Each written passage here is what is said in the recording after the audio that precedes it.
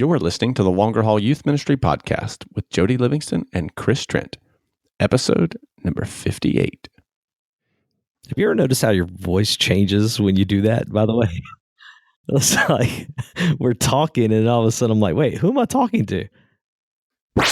Welcome to the Longer Haul Youth Ministry Podcast, helping you survive and thrive in youth ministry. And now, your hosts, Jody Livingston and Chris Trent.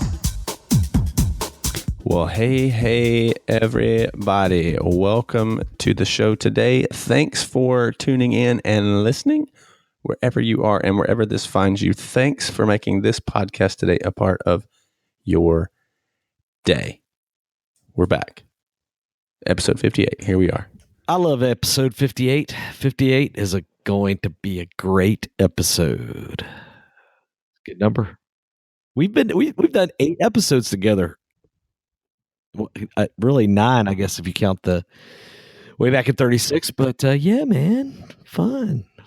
So what's been going on? So Jody and I'm Chris, and that's Jody, and we are a couple of youth pastors living in the Atlanta area. We're not too far from each other. We work at different churches, though, and he and I both have just been hanging out with teenagers for a pretty good while now, and we love doing youth ministry, but we also have a passion to help other youth pastors experience longevity in youth ministry, not just in their current church, but also as a career if someone wants to do that long term. So that's what we're about. Yeah, absolutely. Yeah. So you can find us here, obviously, on the podcast or on the Twitter sphere at Jody Livingston, at Chris Trent, or over on the Facebook at the Longer Haul. And especially want to welcome new listeners. So, first time checking out the show, welcome. We're glad you're here. But if you're coming on back, well, we really appreciate you still listening. That means a lot. Lots of good stuff today in this episode. So all of the links and resources mentioned, you'll need to head over to the show notes page at thelongerhaul.com/episode 058 to check out. And make sure if you enjoy the podcast that you subscribe to that through iTunes or your favorite podcast player so you can get it each and every week as it comes out. And, share it with people if you find it helpful. I've got some shout outs, Jody. Can we do shout outs? Yeah, good. Yeah, and then we got to talk about these shout outs in a minute. Go ahead. No, go ahead. I know. Go ahead. I know where you're headed with it. Yeah. Okay, so I got a shout out today. I want to give a shout out to all of my youth pastor friends that are listening to this podcast on a Wednesday when they know good and well that they need to be writing their lesson for tonight instead. Shout out to you for procrastinating that message and listening to us instead. But I would like to go ahead and encourage you to hit pause and get back on your lesson because we're not going to give you anything that's worth teaching on tonight. So we'll still be here. We'll be here tomorrow in the podcast sphere. Is that a thing? So no doubt. Speaking of shout outs, I do have another shout out. I got a shout out to my main man, to one of my bros, friend of mine, but he listens faithfully to this podcast, and there's a story that goes along with it. What up, Lee Decker? So, Jody, I texted you this last night, and this is a true story. I get this text from Lee, and he's saying that you're not going to believe what just happened. And I'm like, whoa, what's up? And he's like, so I totally just honked my horn while I was listening to the podcast, and I got pulled because of your shout out. Because of my shout out from last episode. Because in the last episode, you asked people to honk the horn. I said, hey, shout out all the people who drive in and listening. And he said that he honked his horn and he got pulled over. And I was like, Lee, no, you did not. Like, I just thought he was messing with me at first, and he just was listening, But he was like, no picture, no proof. Like for real, he got pulled over. And now it ended up being a deal that he got pulled over for something else besides, like he had a taillight out or something. But it didn't help. But it happened. No joke. It happened at the moment he happened to honk his horn. And and he had to show the cop or the police officer that he had to actually play them part of that at where it said, "Hey, shout out." Yeah. For them. So yeah. To which he was reminded that is for safety purposes. Yes, he was reminded that the horn's really for safety purposes, not for. Yeah, we heard from a few people about the horn honking. That was the only one that got pulled over. Scott, shout out to Scott. Yes, Scott emailed and said, "Hey, that's great. I also honked the horn. So hopefully Scott didn't get pulled over too. So yeah, we had to think about that. Yeah, I appreciate Scott listening to that. What's up, Scott? Thanks for your encouraging emails, man. We appreciate you big time. Thanks for listening. Stay the course. Yeah. Hey, so last night we did waffles and wiffle ball, which was actually pretty awesome. So we played wiffle ball first. I like waffles. Yeah, because waffles are the perfect breakfast food. I like they're wiffle perfect. Ball. I like wiffle ball, and combining those two things together sounds great to me. How was it? Was it good? Fantastic. Did you have a? I'll ask. I'll ask great. a pastor kind of question. Did you have a good turnout? Yes, sure we did. We played wiffle ball first, so nobody was puking up waffles. But waffles are amazing. Pancakes are okay, but when you pour syrup on a pancake, it kind of just goes everywhere, all over the plate, underneath, like everything. But a waffle, it's got grooves, man. Beautiful. It's got grooves. Yeah, whole like little containers for the syrup that are evenly distributed across the waffle, so every bite has the same amount of syrup. But here's the problem. Here's the problem with the waffle, though. It's harder than heck to put butter on. So, because of those grooves, the same grooves that help with the syrup hinder the butter. And that's an expert waffle guy, man. I'm talking about when you go to the hotel and they got like the waffle maker. Yeah. We'll give you a pro tip. You want a pro tip? It has nothing to do with waffle. Put the butter in the waffle maker. No. You take the butter, you set it on your plate, and then as soon as your waffle is done, you set the waffle on top of that butter, like that little butter container. And then by the time you get to like your table or whatever, it's like melted the butter, bro. It's so good. So good. Then you don't have to spread it. So back to waffles and wiffle ball. What kind of wiffle ball did you play? Did you play it outside or what? No, we played it inside. We have a big, like a gym area, so we played in that. It was raining, so that worked out better. Plus, we didn't have to go chase wiffle balls all over the place. So it worked out good. It's fun. We did, so pretty much straight up like baseball rules, except we had a tee. So if they wanted to hit off the tee, they could do that, but they could only get to second. Like they couldn't advance any further than second. Oh, so there was like a limitation in place. So if you said, "Hey," yeah, otherwise everybody be hitting off the tee. Yeah, I got you. Okay, so that works. Yeah, it worked out well. Yeah, it was good. It was fun. Fun time had by all. And we ate waffles. We had our first big Dallas. We go to Dallas every summer with our 7th and 8th grade students, and we had our big kickoff last night, and it was our parent meeting where we go over all the details. And what's always wild for me is like half of that room has not been, so I have to do a lot of introduction stuff. But had good folks came out and had some good questions. But still doing parent meetings, man. And I don't know about you, like the whole parent meeting thing has changed because you have to spend so much time now focusing on things like cell phone issues and food allergy issues. And these are all real things. I'm not saying they're bad, but that's changed. That's something that is a total new thing. So, yeah. Real life, man. It sounds like you should have played wiffle ball with those guys. It'd been more fun. I think you probably had more fun last time. I mean, I had a good time. I mean, I like my people, but it was, no doubt about it. So good times. It's good. Good times. Well, fun, man. Well, hey, you know what we have that is incredible that makes us sound so legitimate? We have a sponsor. Because we are. We have a sponsor. But here's the great thing about this sponsor is you and I both use this sponsor. I currently, I think, probably have used this sponsor more than you have because you're kind of new to the sponsor. But that said, listen, if you are hanging out with us and you have a need for youth ministry t-shirts, can you hear the dog barking in the back? That's amazing. Yeah, he sounds Your dog sounds I'm vicious. totally recording from home today, and this is authentic, real stuff right in the middle.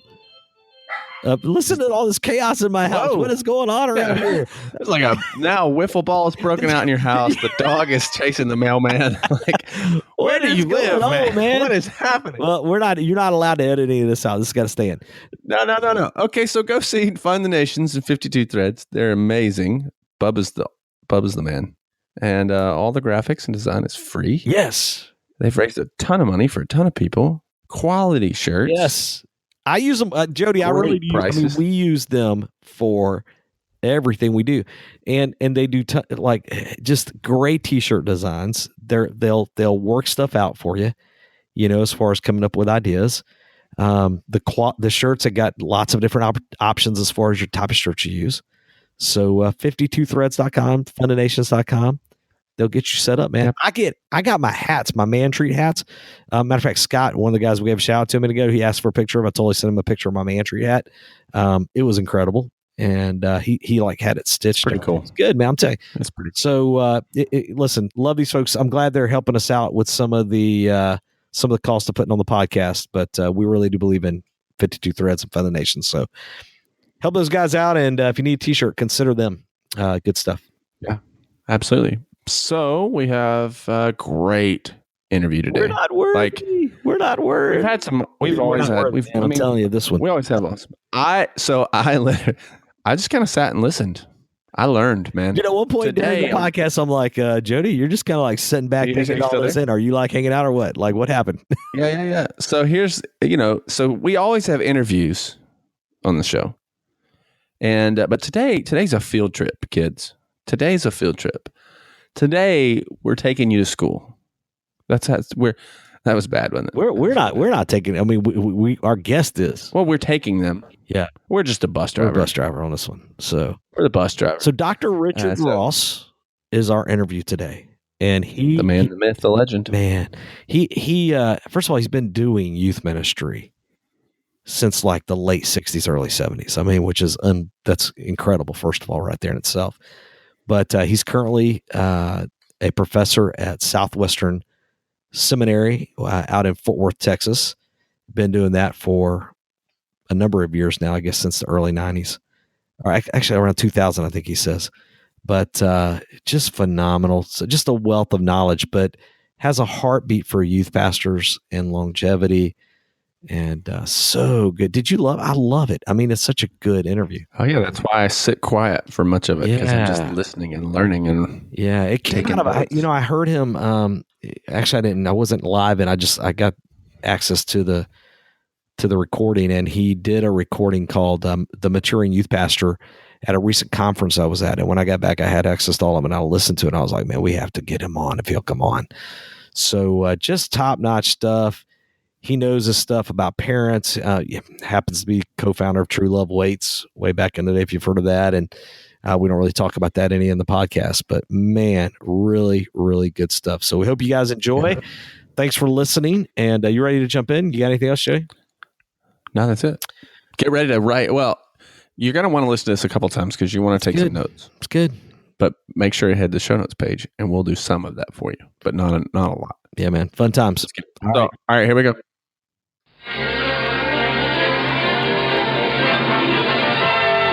And now we're pleased to bring you our feature presentation.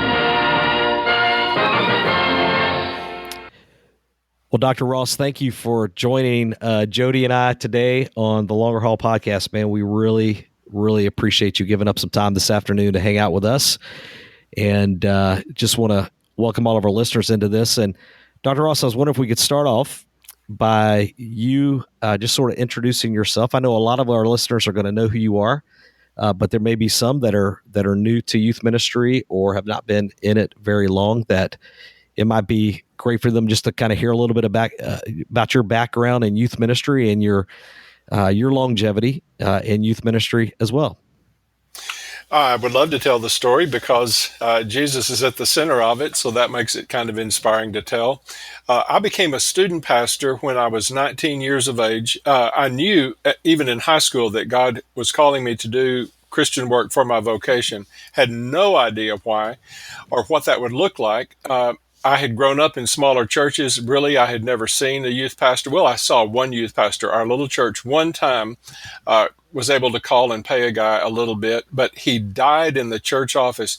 There is nothing that puts a damper on a youth ministry than a dead youth ministry. In the actual church, actually in the wow. I mean, it was the pizza after the youth minister died. It was a really, really sad thing, and it was a lock-in, wasn't it?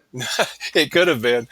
It was so traumatic that the church never called another one. So I didn't grow up knowing what that would look like. I had a campus minister in college chase me around and say, "Hey, I think you could minister with teenagers." And really, under his leadership, I accepted a call to serve for a summer. Maybe the first week, I don't know. But pretty quickly, I began to figure out this could be the rest of my life. Okay, so let's put it in context. I'm going to interrupt you, and I know this is dating you, but I think in context here, it's important to recognize that we're talking to someone who can really speak into our lives about longevity in youth ministry. Do you have a year that you could tie that to? I would tie that to 1973. Ooh, what that means is we're about a year and a half away from a 50th anniversary in youth ministry. Oh, man, That's amazing. We may be having some Bluebell ice cream on that particular day. That's going to be kind of a special time. That's a good plan. So, through college, I served 2 or 3 churches. In those days, you kind of served briefly.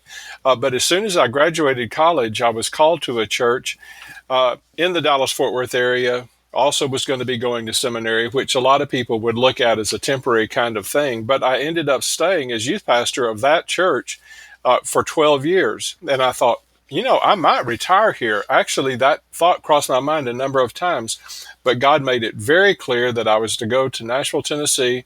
I did serve our denomination. That's kind of what I did Monday through Friday. But on my own time, I became a student minister again. And that particular student ministry lasted 16 years. And once again, I really thought I'm going to retire in this position in youth ministry. In fact, I felt that so strongly that we built a new home. We built a home literally to retire in Middle Tennessee. Literally, we were measuring doors for wheelchairs and all of that sort of thing. But in the year 2000, God clearly got me by the scruff of the neck and said, no, you're going to actually pour into the next generation of youth pastors. And so in 2000, I did come to Fort Worth to teach at Southwestern Seminary, but by God's grace and under the leadership of a youth ministry in my church who I love, I get to pour into the volunteers who disciple our teenagers. I disciple those adults every Wednesday night, and then they disciple the teenagers. So I'm still up to my ears in youth ministry, both teaching youth pastors Monday through Friday, but in my church, hopefully making an impact in those young lives through the adults that are discipling them. And then on the weekends, every weekend of the school year, I fly somewhere, and typically I spend all day Sunday preaching and teaching to all kinds of groups, mostly focused on parents of youth, families with teenagers. But increasingly, I'm being called on to speak to the teenagers. In fact, just this past weekend, I was the main stage worship speaker for a citywide Disciple Now weekend, and that's coming up pretty often. So I'm only saying that to say it really has been an unbroken 50 years with an exclusive focus on teenagers and the adults that are important to teenagers. And 2 of those churches in 12 years and 16 years, I hope really reflected a long-term commitment to stay in a church and make a difference. A couple years back, Dr. Ross, I was at Conclave, which is a conference here that happens in Chattanooga, Tennessee, and you were one of the main stage speakers at that conference. And I think this has been 2 years ago.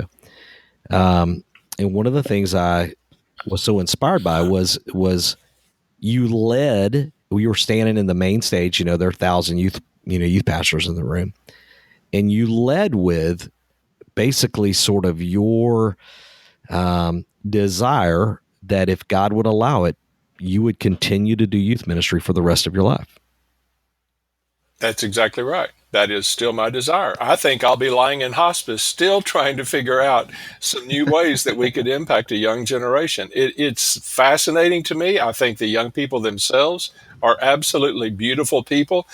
I pay extra for a license plate here in Texas just so it'll say TABP. It's a phrase that runs through my mind continually. Teenagers are beautiful people, and I think they are.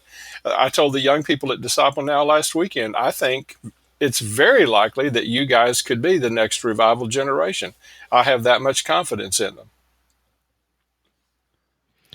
Do you think that, you don't want to get too far ahead, but do you think that's part of the secret of longevity in youth ministry, as far as being willing to buy into that idea that teenagers are beautiful people and worth pouring into, and they're not just crazy, they're not just a pain, but they're beautiful people that are worth the effort? Yes, I think that's very much related to long term. I think, or just to take a seminary way of saying this, I think here at the seminary, I can teach somebody the skills to do youth ministry in terms of the skills. What I don't think I'm able to do is to create an innate, deep inside love for teenagers. Obviously, most of the adults in our culture carefully plan ways not to be around teenagers. They make jokes about them all the time. Right. Everybody on TV makes jokes about them. Even preachers make jokes about them.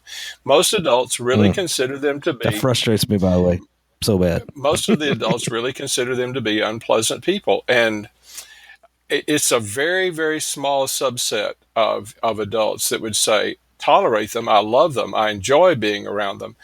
My wife and I and son, we used to go camping some, and, just walking through a campground, my wife used to laugh because sometimes I would hear teenage voices, laughing in a campsite or something, probably some church group out. And just hearing those voices, my little feet would start turning in the direction of where that came from. And she would say, no, come back. This is a family weekend. But I'm just attracted to them. I just am. And I do think that is part of how you stay either with a big piece of your life or perhaps even your entire life focused in their direction. Do you feel like as youth pastors get older, so I'm 47 now, my kids are, my son's a junior in high school. My daughter is an 8th grader, and I still love it. And I'm still drawn to it, but there are some minor changes. I'm not as crazy about bunk beds as I used to be.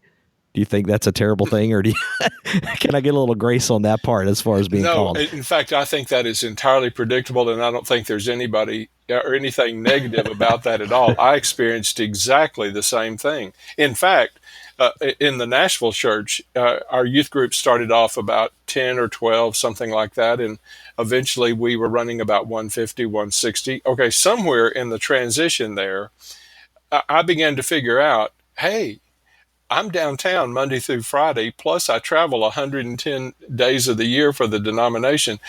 This group is growing and I don't want to be an impediment. We probably ought to get some help. So I did lead the church first to call a junior high associate intern and then to call a high school associate. But I knew for a fact that for our ministry to be a full-bodied ministry, I needed to go get 2 guys that were not clones of me. They would complement me and they would complement my weaknesses. And that's exactly what we did. And they were high energy in a way that I was increasingly not at that particular stage in my life. I was not going to be able to quarterback the flag football games forever. I wasn't excited about having peanut butter in my underarms anymore. There was just a lot of things that about creativity and energy and even relationships. They could sit on the hood of their car at midnight connecting with students after I was in bed 2 hours. And so what I had to decide was, do I want the overall kingdom impact on these young people, or do I always want to be the center of attention? Do I always want to be the guy getting all the props from the kids? Or am I willing to share that in order to see kids smell more like Jesus? So it was very much admitting or confessing to myself that things were changing in my life, my biology, my family. I needed to make adjustments. But by doing that, I think maybe I still brought something to the table. I think I was connecting with parents there in that church in a way that a young adult probably would have difficulty. I was pouring into training and discipling adults. We created a team of about 30 adults, and I would put any one of them up against most youth ministers I know. They were wonderfully committed and trained people, and I'm not sure I could have done that in my 20s. I think there was some biblical and spiritual wisdom that I was pouring into the young people that I did not have in my 20s. So all of that was helpful and important. We just needed to complement that with the things, with the ways of being that I couldn't be at that stage in my life. Man, that's good stuff. Real good stuff. In that, one of the things Jody, you're welcome to jump in here, obviously, but, Sure. Jody and I, we try often when we're having this conversation with folks on the podcast, and even when we're, just out and about, we've started to realize there's really two types, at least that we think about a lot, two types of longevity. There's current church longevity, which I think what you're talking about just then with the help, obviously that supports that, but there's also career longevity. Wonder if we could maybe do a little bit of a deeper dive into specifically. I listened. One of the reasons why we asked you on was, number one, you're awesome and you've been doing this a long time, which is awesome. But two, at the recent conclave, you did a breakout called "The Maturing Youth Pastor," and so I've listened to that twice now, and there were some things that you talked about that I feel like fall into those categories of, current church longevity, which is, for us, what we mean by that is the idea that, man, I really want to stay at my church for a long time. Not just, sure, I like the idea of being in youth ministry for a long time, but I'd like to experience longevity at my current church. But then also, of course, career longevity, where maybe I could do youth ministry into my 40s, 50s, 60s. A few things that stood out to me. Wonder if you could maybe touch on a little bit. One question would be, let me do it this way. What are some things that both encourage and hinder that you've experienced with some of your students and other guys you've talked to? What are some things that both encourage and hinder longevity in like a current church situation? Not so much long term, although we could talk about that. But when you see, when we hear these stats of guys leaving every couple of years or girls leaving every couple of years, what are some things that come to your mind as the cause of that? I think there are several things that loom large. One of the things that I think is a really big factor is I think a lot of staff leaders slowly multiply the number of people that are critics or have stress with them or create uncomfortable situations for them. And I think a lot of guys that contact me, they use very, spiritual language and whatnot about, I just feel like God is closing a door here. But I think if you really punch down to figure out, okay, why do you sit at your desk and you're not enjoying what you do? I think in many cases there's just this slowly growing course of people that don't think you're that great a guy and just would be pleased to see you leave. So I think a major factor in being able to stay is not building up a lot of people that have stress about you. On the front end, on the proactive side, I think you slowly learn in life how not to do those things that push people away. You learn to do those things that don't offend people, that don't create conflict. And every one of us has blind spots. Every one of us have blind spots in our personality. So part of what you do is you find somebody that loves you and respects you enough that they will give you honest feedback, and you just quietly ask them sometimes, what do you see me doing that is setting people off? What am I doing that's hurting feelings? What am I doing that's causing people to have stress about me? And you try to get some honest feedback from somebody that will love you enough to tell you. Also, you clean up your own message. You create an approach to church leadership where when you discover somebody is stressed about you, you don't walk away from that issue. You don't navigate around that issue. You don't avoid the sidewalks they're going to be on at church. What you do is you move toward that person.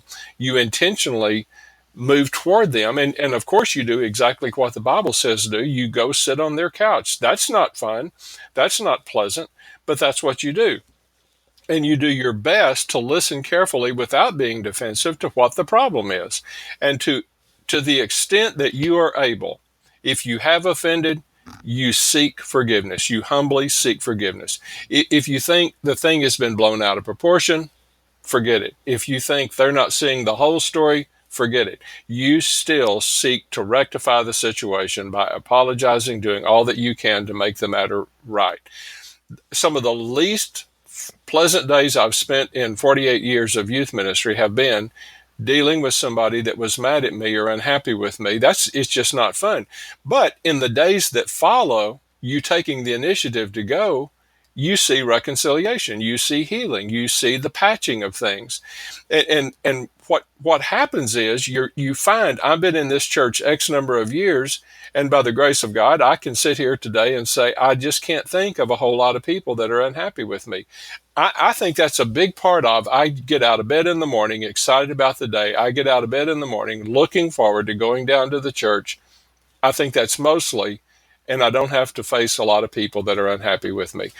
Staff would be that times 100.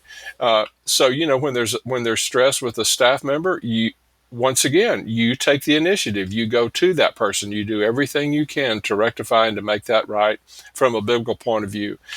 Another issue that I think is a major factor in not staying in a church very long is falling into a style of youth ministry where everything really is all about you. And I'm not just talking about pride and ego. I'm talking about a way of doing youth ministry where I have to be the guy that walks out of the office with all the creativity, with all the great ideas. Everybody oohs and ahs over my ideas, and then we go do my ideas, and then everybody tells me that I'm wonderful because it was great. You can do that for a few months. You can't do that for decades. You just can't.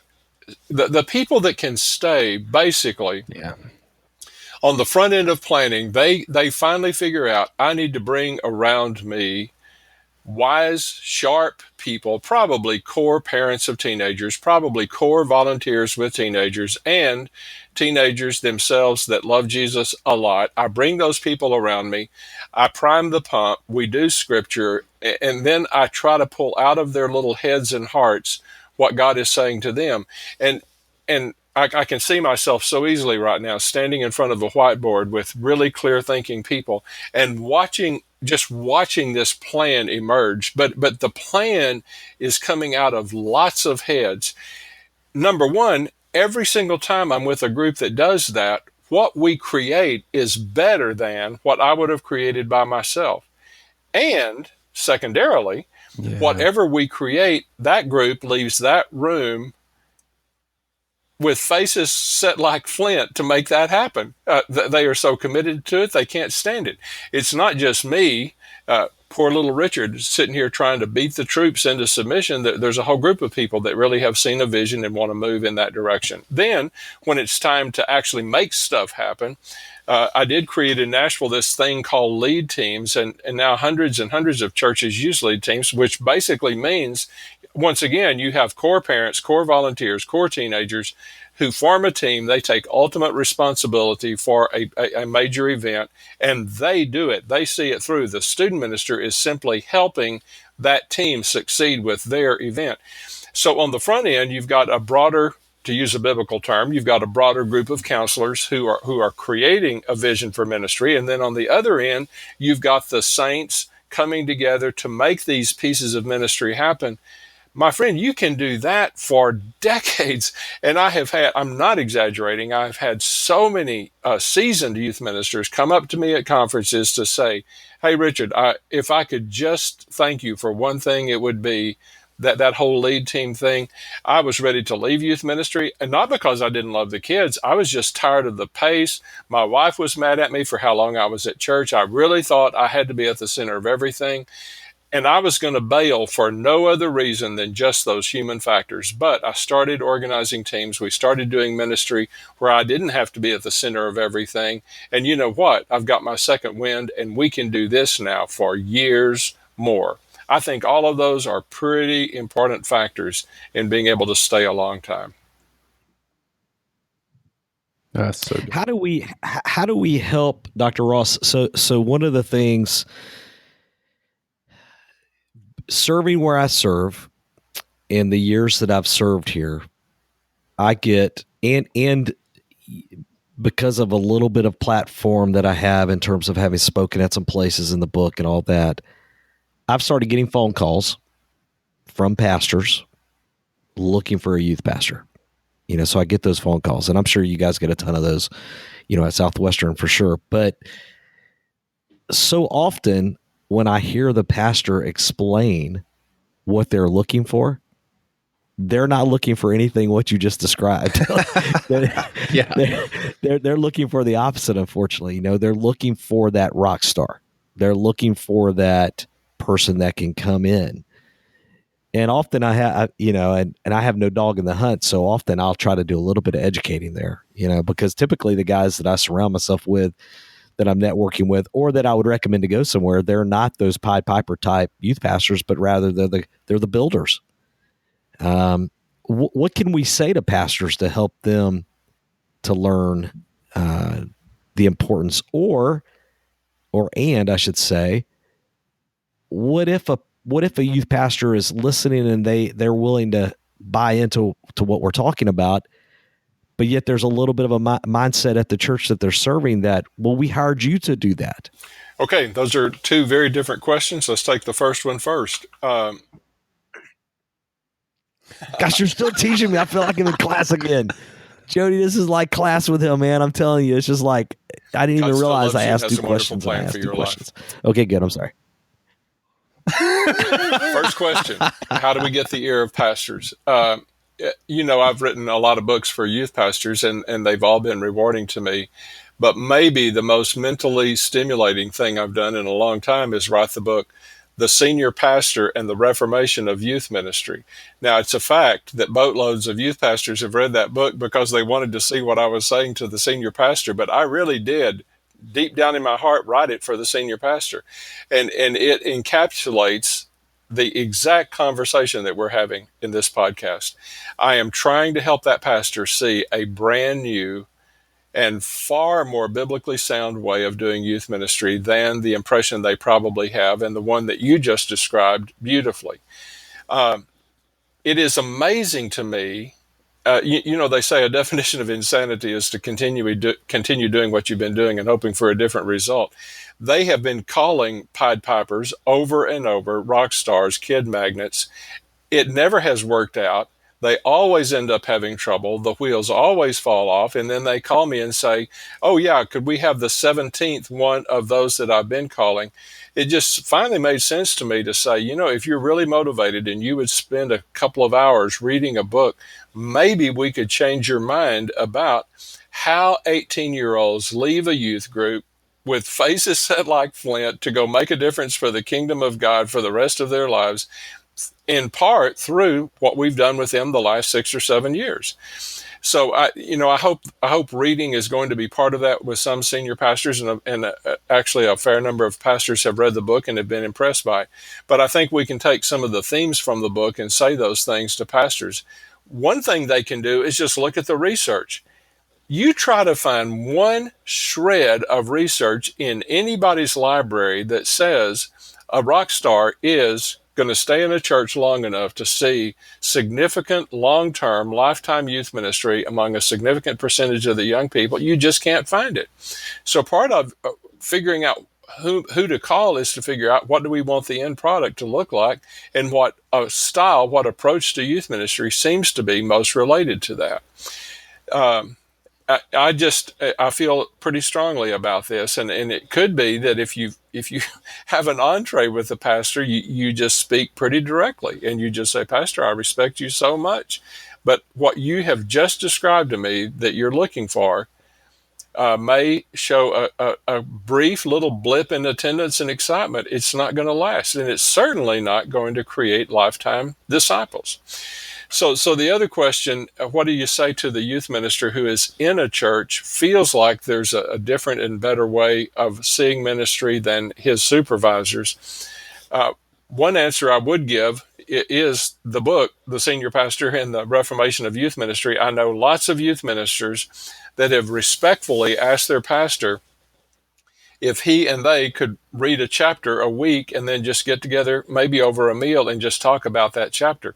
That would not be a bad plan. Another plan would be forget the book, but still have those same conversations.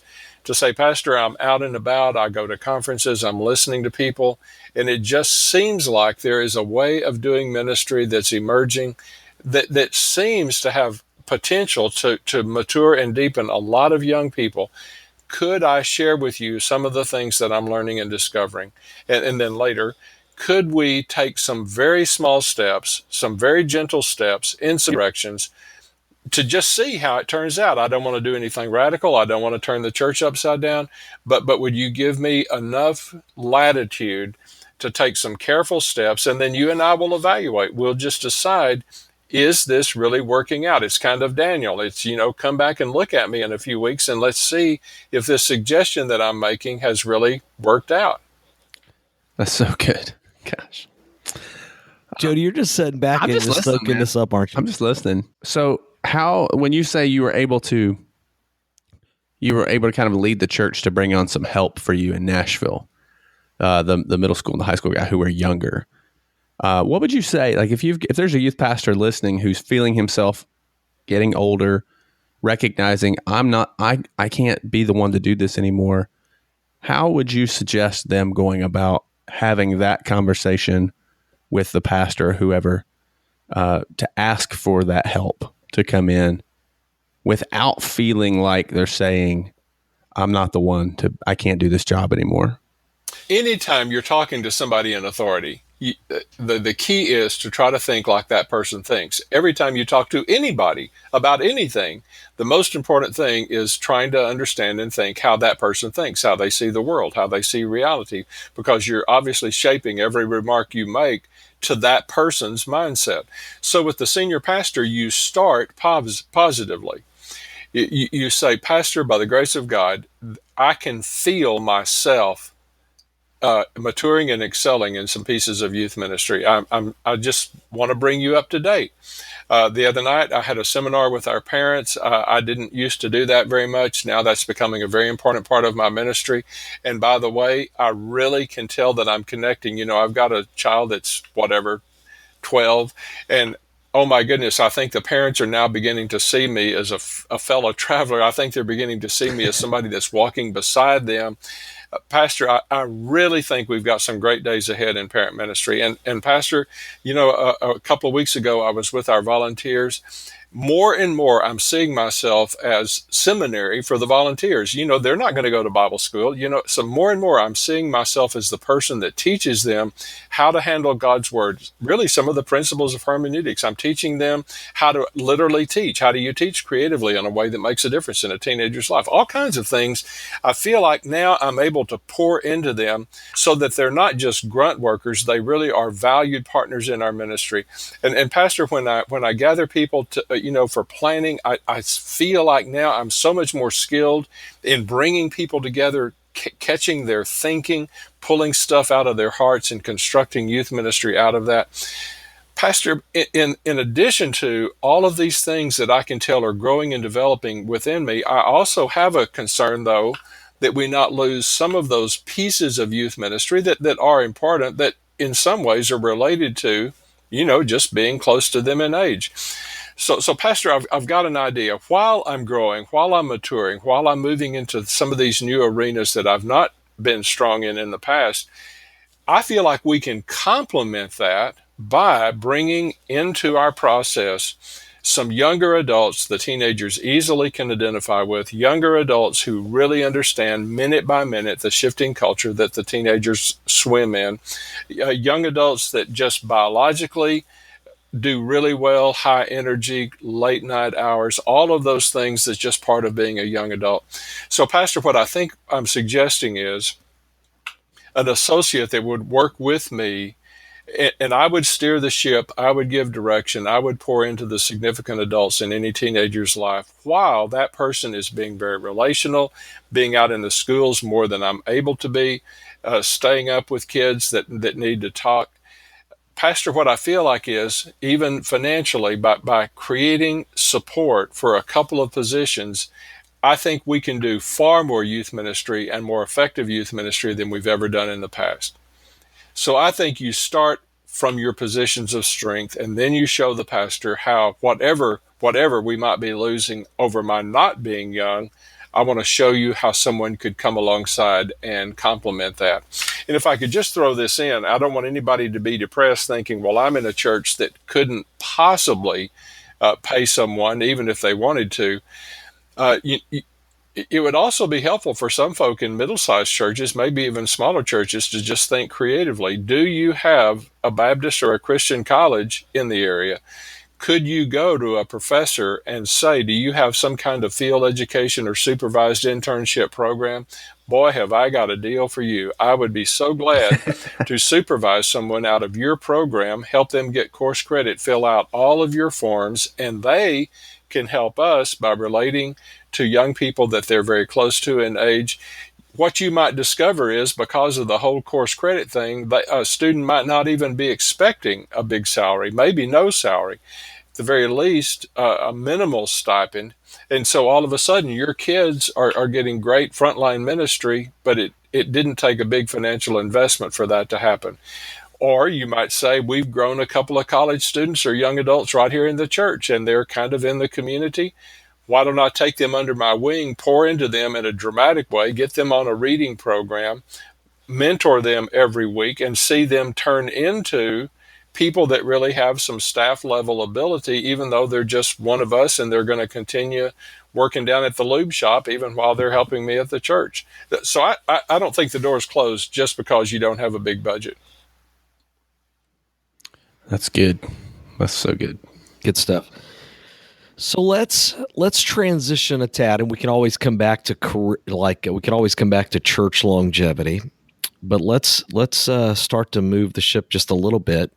Let's say that there's a youth pastor listening, somebody who is maybe in their 20s, in their early years, maybe early 30s, in their early years of youth ministry, and they're starting to sense that God may be calling them not just to do youth ministry for the current period in their life, this current time in their life, but they're starting to sense, man, it would be awesome to get to do this for as long as God would allow me to do it. And maybe into my 40s, into my 50s, into my 60s, that I would be involved in youth ministry in some capacity, really for the rest of my life. So keeping that in mind, just thinking about, so that obviously that's a big heartbeat for Jody and I as we think about youth ministry for the long haul.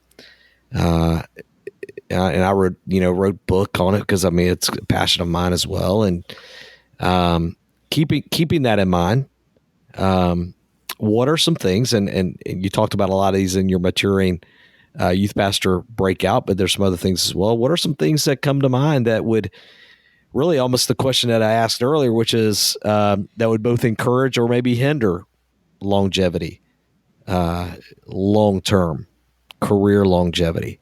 What are some things that come to mind for you on that? Well, I guess part of how I would how many questions did I ask that time, by the way? I'll give you a B- on that question. No, I'm just kidding. Doggone it. Part of the way I would answer that question would be to give the positive flip side to some comments I made earlier, and that would be to say, if I'm in my 20s and I want to stay in churches a long time, one thing you just get really, really wise about is how to deal with difficult people and how do you deal with conflict, and you do reading on that, and occasionally you take your conference money and you go to a conference specifically on that issue. We almost never have youth ministers that get fired because of bad theology. I mean, it occasionally happens, but it's pretty rare. Youth ministers get fired. Youth ministers leave churches. Youth ministers quit and go work at the sporting goods store, mostly over people issues. So I would be a major advocate of a very young adult saying, I'm going to become wise. I'm going to pore over scripture. I'm going to go to classes, and I'm going to figure out how I relate well to people and not make people mad and forgive people that hurt me. And if I figure all that out, I think I'll be able to stay in churches much longer. And that requires a ton of humility. What you're saying, Dr. Ross, and one of the things you said in the maturing in that breakout, and I actually wrote it down, was you said that those that are humble stay put, but those that are prima donnas do not. Is one of the things you said, and what you're saying requires upfront. And I've often said it like this: it's a willingness to acknowledge that you have the potential to really. And I'm not saying you particular, Dr. Ross, because I would feel weird saying that to you. But me, I have the potential to make some really boneheaded decisions, and or really have the potential to not necessarily make great decisions when it comes to getting along with people. And I need to surround myself with people that can help me with that. And the only thing I would add to that is you just need to have enough humility to be curious about yourself. In fact, the most well-adjusted adults anywhere are adults that remain curious about themselves for a lifetime. I'm not talking about navel gazing, and I'm not talking about getting weird because you're always introspective. but every one of us needs to have an honest dose of curiosity to know, how did my early life affect me today? Is this deacon driving me insane because deep down in part of my psyche, when he tells me I need to do this or that, it just sounds a lot like my dad that would tell me to do this or that. And in the way that I emotionally reacted against him, now I'm just emotionally reacting against people in the church. I'm just making an obvious example, but it's just being curious. Why? I have people call me and they'll say, Richard, you can't believe how unlucky I am. Can you believe I just got fired by the third church? Can you imagine that I'm so unlucky that 3 churches in a row have fired me? And I'm thinking to myself, yeah, you may be a really unlucky person and you went to 3 toxic churches in a row. More likely, you are doing things that hurt and offend people and create conflict, and you don't even know it. And when I help you go to church number 4, it's going to be sweet for a couple of months, and then the exact same thing's going to happen. So the issue is you get curious and interested in yourself. And when you discover there's a rock in my shoe and it's bloodying the bottom of my foot, you sit down on the curb and you shake the rock out, and you go through whatever process is necessary for you to get biblical insight and healing. And then you go serve churches for decades and decades, and life goes forward. That's good. I was at a breakfast, Youth Pastor Network breakfast several years ago here in the area, and you came that morning. And I remember, and I wrote this down, and I still have this. Actually, this one statement that you made was a huge kind of encouragement when to start all of this and encourage youth pastors to stay put. But I remember you saying that you talk to youth pastors all the time who say they have 10 years of experience, but it's really just 2.5 over and over and over and over again. Man, and I see that so much. And I think that is very telling to what you're talking about, where we can go in and we can pull it off for a little while, but at a certain point we get to the end of ourselves. We have to kind of look in the mirror and start addressing some things, or we're never going to be effective and be able to stay put or in youth ministry long term. Could not possibly agree more with what you're saying. So good. What about education, Dr. Ross? How important? I mean, I know we're talking youth ministry here, but some people, I finished up my degree. So like hypothetically, like if there were a guy that has been to college but has not yet been to seminary, just hypothetically, but he has a podcast and he's doing all this awesome stuff and he wanted to get involved. I'm sorry. So I finished my degree. I was able to finish it up online. It was a long journey to get there. Grateful to get to the end. And for the record, Chris, my plan is to continue in that. How important, and I know what you're going to say, but I'm going to ask anyway so you can say it. How important is education, continuing education, even for somebody in a youth ministry position? This is what I would like to say about education. Not everybody can move to a seminary, obviously, but there's an option today that I think is pretty exciting. A lot of people that took online classes had pretty negative experiences about that. Maybe they were just keyboarding in a discussion board or reading and taking tests.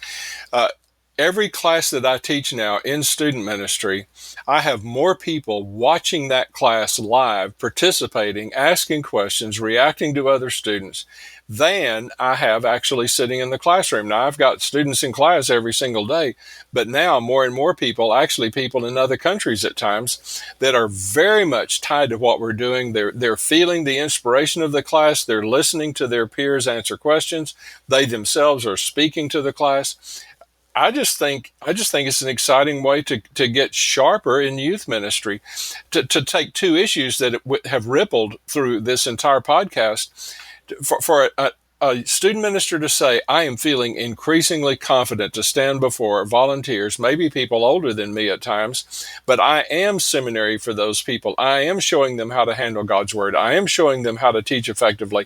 I am showing them how to relate to teenagers in crisis. I'm teaching them all of these things because I myself am competent with all of those things.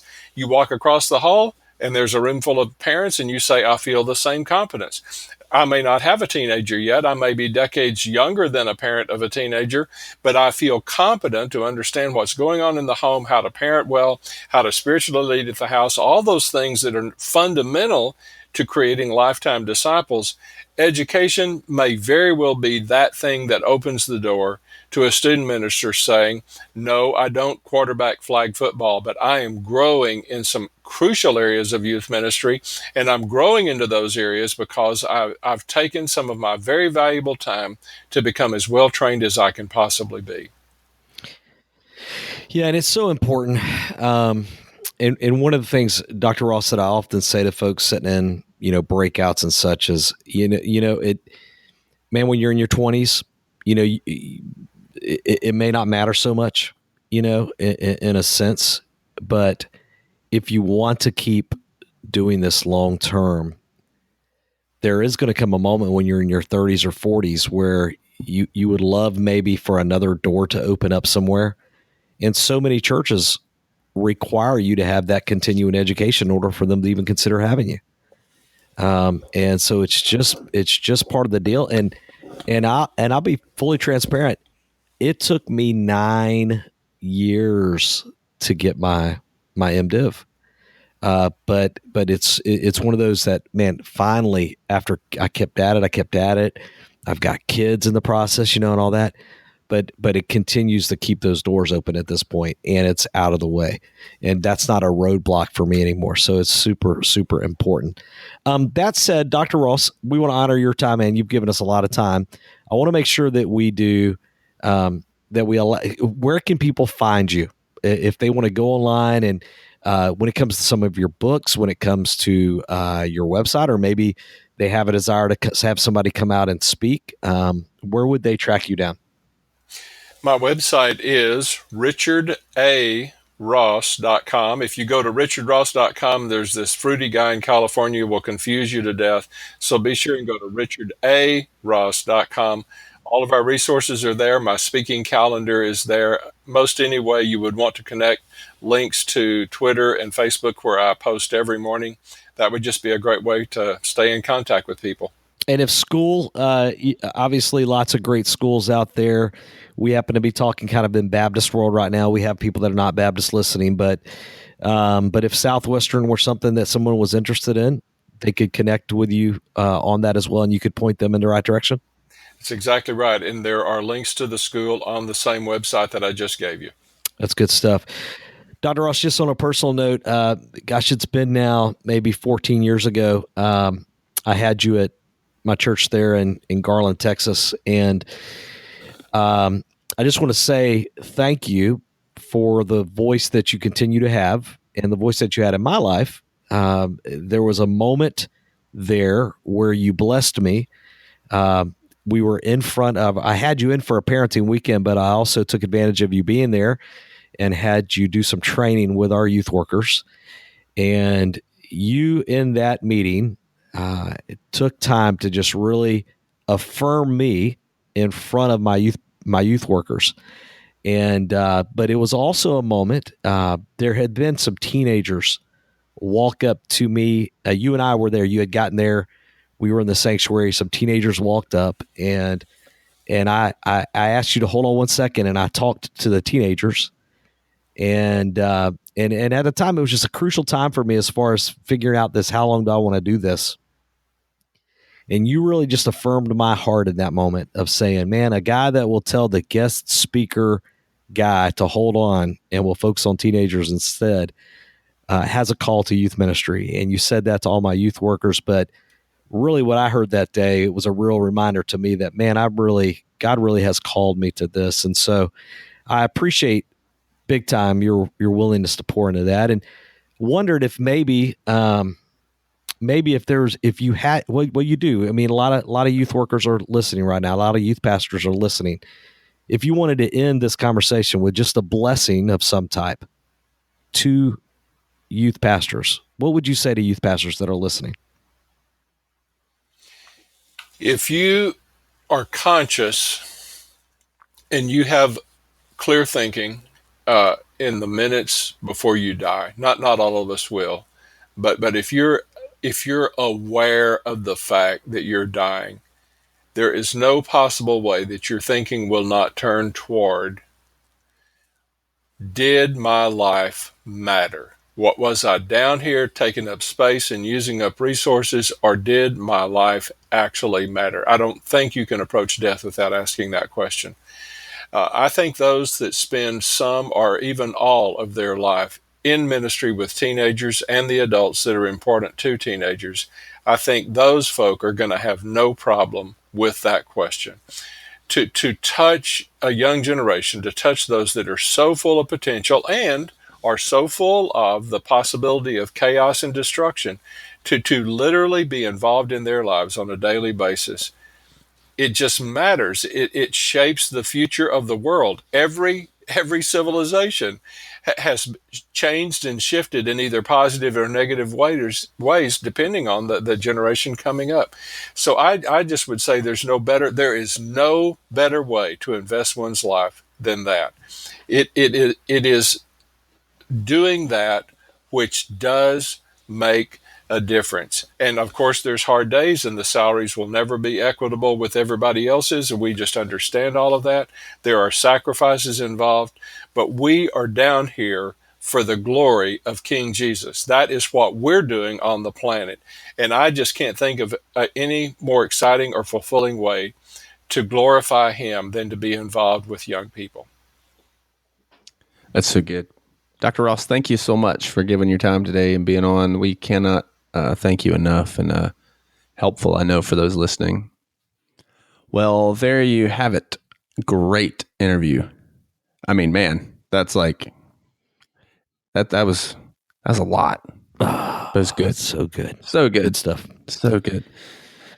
Man, and even the stuff, unfortunately, we talked even before and after the recording, and it was good. Gosh, it was good.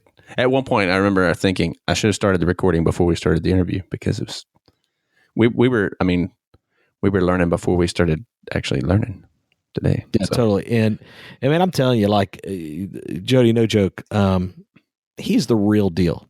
I mean, yeah. And really genuinely loves youth ministry. First of all, he loves teenagers, but he loves investing in youth pastors. And he's also one of these guys, and you and I both value this, but he's speaking into youth ministry, but he's also still doing youth ministry, which is and huge. I think that comes across. Yeah, and that's what sets it apart. So good. So good. So make sure you head over to the show notes page at thelongerhaul.com/episode 058 to check out all of the links and resources there. Also, make sure you subscribe to the podcast so that you get all this goodness each and every week, and head over and check out our sponsor, 52 Threads and fundtothenations.com, and make sure you tell them we sent you. That was good. Let's do this again next week. I'm in. I'm still in. Yeah. episode 59 next week. It'll be good. Cool. All right. Later, bro. Thanks for listening to the Longer Haul Youth Ministry Podcast at www.thelongerhaul.com.